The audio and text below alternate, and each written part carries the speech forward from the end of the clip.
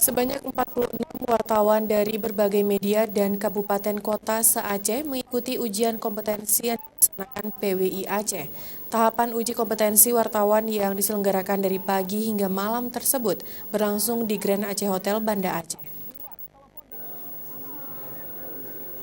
46 wartawan dari berbagai media di Aceh dan Sumatera Utara mengikuti uji kompetensi wartawan angkatan ke-9 yang dilaksanakan oleh Persatuan Wartawan Indonesia Wilayah Aceh.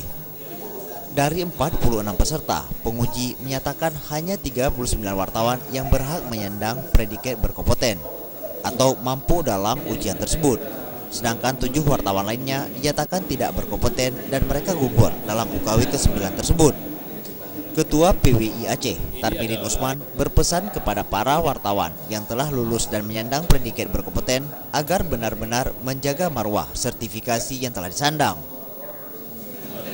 Ya, kita berharap kepada kawan-kawan wartawan yang sudah lulus uji kompetensi, ini merupakan sebuah tanggung jawab besar. Jadi tidak bisa main-main lagi, tidak bisa sembrono dalam menulis, tetap menjaga etik dalam menulis, dalam undang-undang pers. Sehingga kalau ada macam-macam nanti walaupun sudah uji kompetensi, itu kartu uji kompetensi bisa ditarik balik. UKW yang berlangsung 1 hari ini, masing-masing peserta diuji oleh penguji dari Dewan Pers dan anggota PWI Aceh Senior yang memang sebagai penguji Dewan Pers.